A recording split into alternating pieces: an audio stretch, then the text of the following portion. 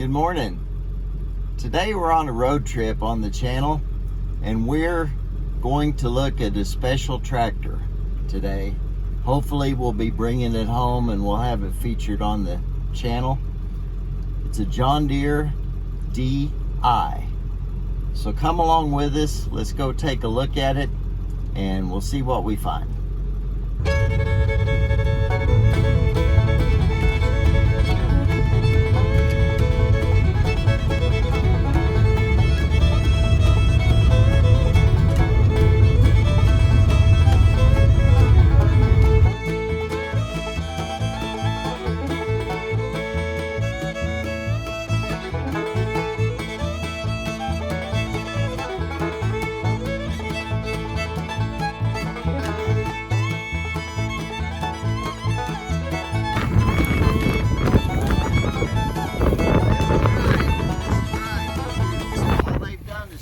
That off, correct? Because it had a nail that came clear over where you operated.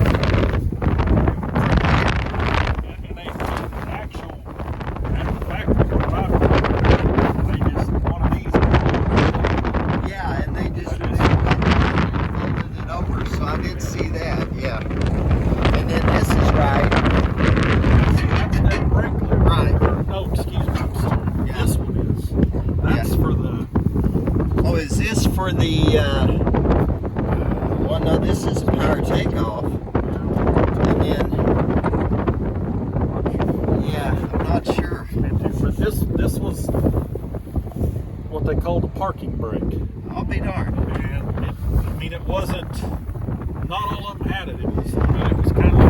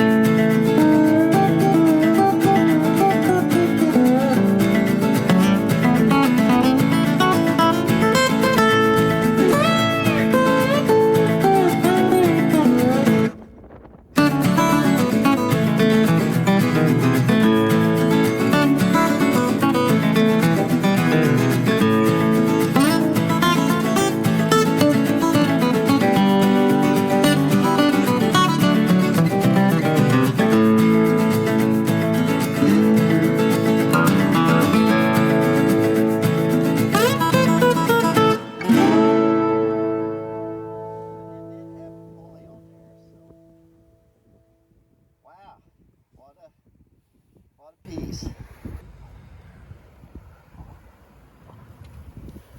Well, see, and I'll tell you what, Kurt, I don't know what the axle housings for these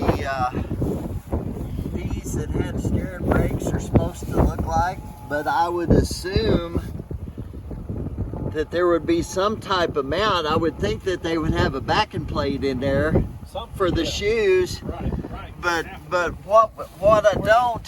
Where did they mount to? Yeah, what I don't see, especially with these cutoffs in here, Yeah. is that hub is actually sticking over the end of the axle housing. Now I will say this, that tube looks a little bit different than a regular D. I always thought that they were tapered out a little more, but then again, I don't know. Right.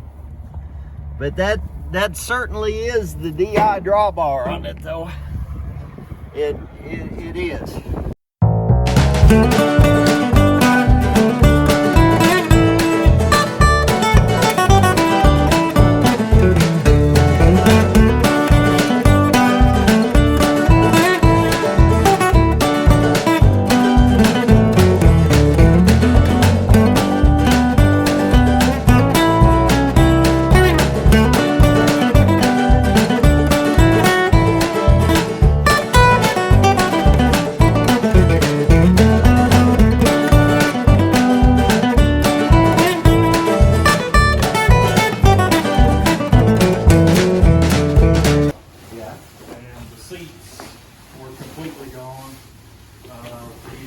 Rodents, raccoon poo, I mean, literally the seat frames, I've never seen them rusted into. Really? But it just, yeah. Wow. It's 47. It has a 2-speed Columbia rear end, which was an option. Kidding. I had no idea cars had that. It's been mildly customized.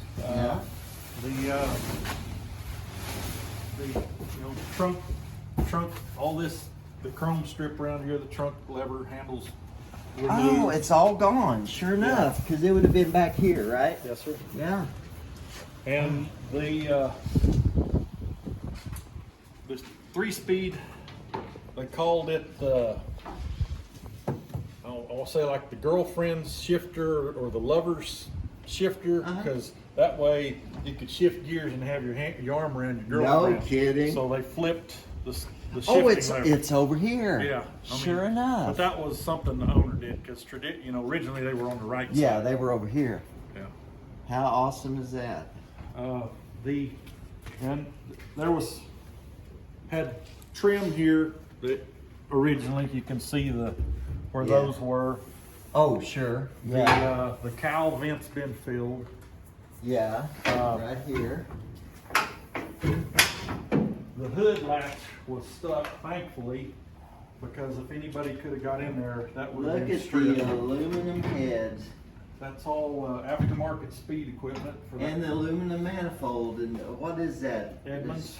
Edmunds. And that is the correct flathead Ford block in there. Wow. Well, how great is that? It's That is awesome. It's stuck. I've got it soaking. Yeah, absolutely. Absolutely. Well. And here's something, this was, I don't know, Bill passed away last summer, and I was able to get his wife. Anyway, so all the information went with Bill. Yeah, sure. But this is, I don't know if he or his brother did this, but there should have been a vertical bar, I think would have had 8 letters on it. But they made that kind of the mimic, The rest of it here. Yeah. So they handmade this. Yes. Wow. Man, they did a fine job on that. Yes. I mean, other than the material, which is probably just what they had, but I mean, as far as mimicking the shape, man, that's amazing. Man, they really. That's going to be a jewel once you get that. My son-in-law and I, we took Comet to it and green scratchy pad because the paint was, and then I used sweet patina sauce. And came back. We did it one night, and I got busy, and we left to come back like next 2 days later, and it's like, this ain't the same car. No kidding. It did. Wow. It was really flattened out. Yeah. That is amazing. That engine is just as cool as it can be. I don't know that I've ever seen a flathead in person that had the aluminum heads and manifold and things like that. I just haven't been around them, but wow. Well, I hope you can get it loosened up.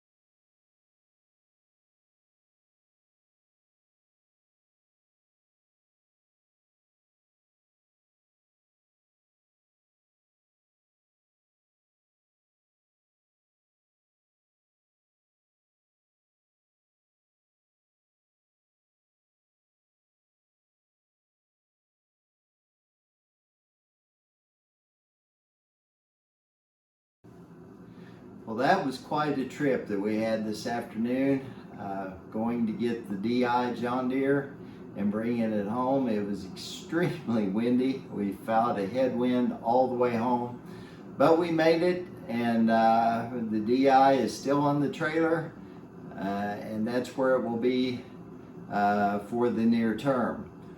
The next video that we have on the DI will be a close walk around. We're going to look at stuff that needs lots of attention. We're going to be looking at the residual yellow paint and documenting as we go along all of the points that makes this tractor what it is. I would also like to thank Kurt and his family, one, for the opportunity of being able to purchase the DI, and two, for their help in jumping in there and helping us get it loaded. I really, really appreciate you and your dad and family for jumping in and helping us out there. So stay tuned. This is going to be an extensive project. It's not going to be short by any means, but I hope you'll join us again as we explore the ins and outs of this John Deere DI. Thanks for watching.